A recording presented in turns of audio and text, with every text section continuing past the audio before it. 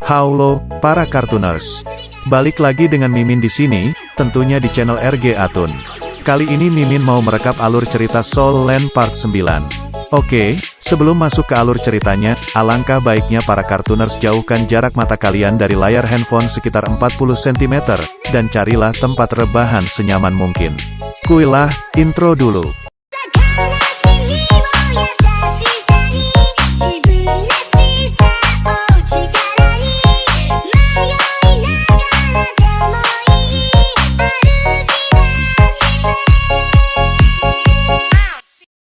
Di awal video kita diperlihatkan cuplikan episode ke-8, di mana Martial Soul rumput perak Tangsan sudah berevolusi.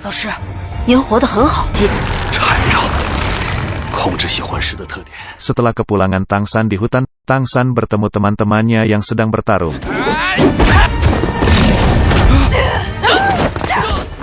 Dan kemudian Tangsan pun ikut bergabung untuk bertarung.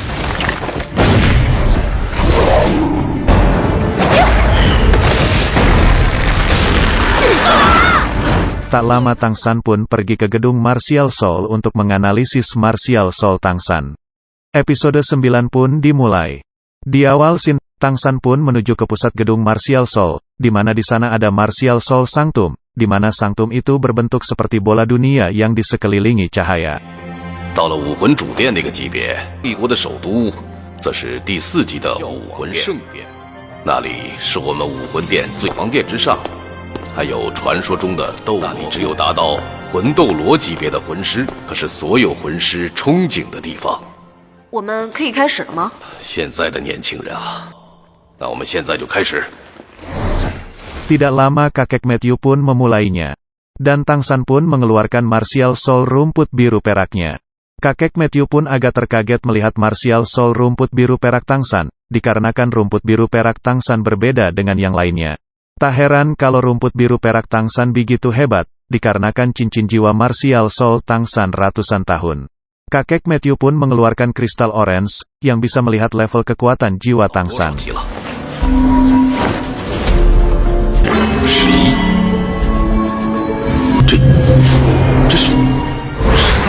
Di mana kakek Matthew menjelaskan Tangsan harus memiliki kekuatan jiwa level 11, akan tetapi kakek Matthew kaget setelah mengetahui level kekuatan jiwa Tangsan ada di level 13. Kakek Matthew sangat terheran, bagaimana bisa seseorang melewati level begitu cepat, dari level 11 ke level 13, melewati 2 level di bawahnya. Kakek Matthew pun ingin mengetahui binatang jiwa apa yang Tangsan dapatkan di Martial Soul Tangsan. Tangsan pun memberitahunya, binatang jiwa ular mandrake yang Tangsan dapatkan. 能不能告诉我，你这魂环是猎什么？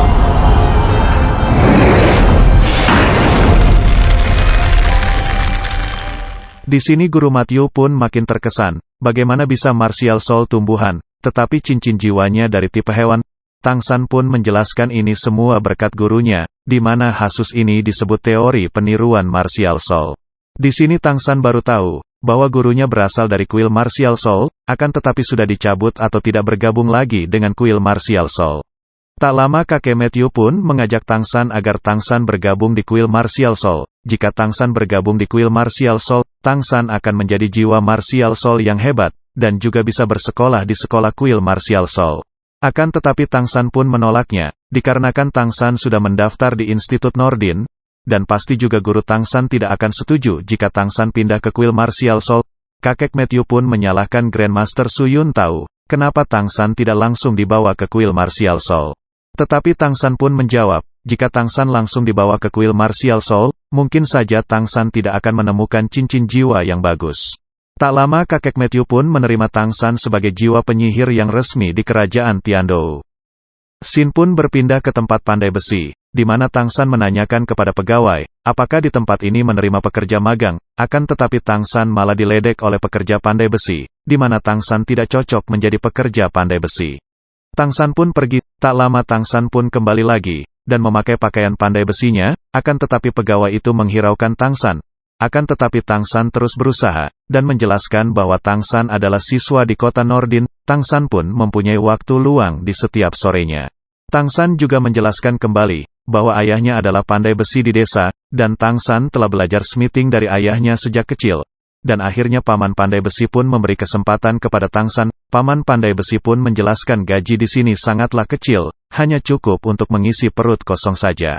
Tangsan pun langsung menyetujuinya, bukan hanya smithing yang Tangsan bisa, akan tetapi menempa pun Tangsan sanggup. Akan tetapi Tangsan ditertawakan oleh semua pekerja pandai besi. Tak lama Tangsan pun diberi kesempatan agar mengangkat palu paman itu. Dan akhirnya Tangsan pun memulai, akan tetapi sejenak Tangsan pun mengingat kembali masa-masa di rumahnya, di mana Tangsan belajar dengan ayahnya. Semua kata-kata dan gerakan ayahnya Tangsan ingat kembali. 让你的力气大增，你来。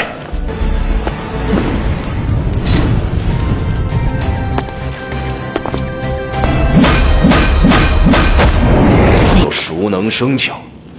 锻造的时候注意，接下来你自己慢慢练，准确性同样重要。 Dan akhirnya Tangsan pun memperlihatkannya kepada semua pekerja pandai besi, hingga akhirnya para pekerja pun terkagum-kagum, dikarenakan tangan memiliki kekuatan teknik palu kekacauan, di mana teknik palu ini lebih kuat dan cepat dari pandai besi. 乱披风锤法，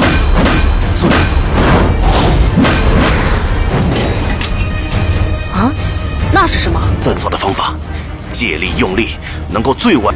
据说最厉害的能够连续挥出81锤。 Di saat Tangsan sedang mempraktekkan pandai besinya, di kejauhan ada seseorang yang memperhatikan Tangsan, di mana seseorang itu adalah ayah Tangsan. Akan tetapi Tangsan hanya menyadari seseorang itu, akan tetapi dia tidak tahu kalau itu adalah ayahnya.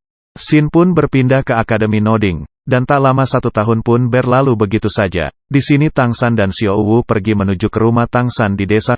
Tangsan pun menjelaskan kepada Xiao Wu bahwa keluarga Tangsan sangatlah miskin. Akan tetapi Xiao Wu pun menjelaskan tidak apa-apa.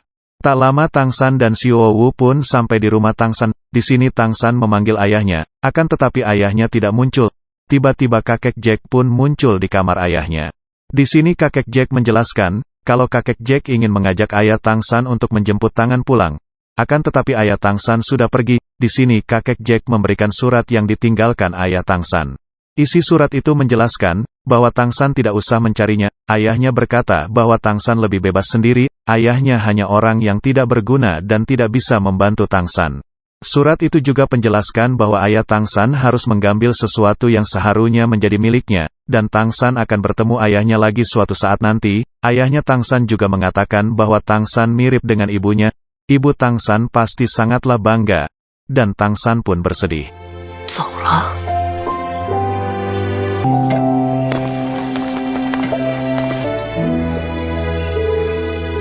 Part ke-9 pun berakhir di sini. Di mana di part ke-10, kita akan diperlihatkan Xiao Wu menghibur Tangsan, dan juga ayah Tangsan menemui guru Tangsan di kamarnya. Oke para Cartooners, biar tidak ketinggalan part selanjutnya, silahkan para Cartooners dukung terus channel RGA Toon dengan cara like, komen, dan subscribe. Tidak lupa juga share video-video RGA Toon ke sosial media yang kalian punya. Sampai jumpa di video berikutnya.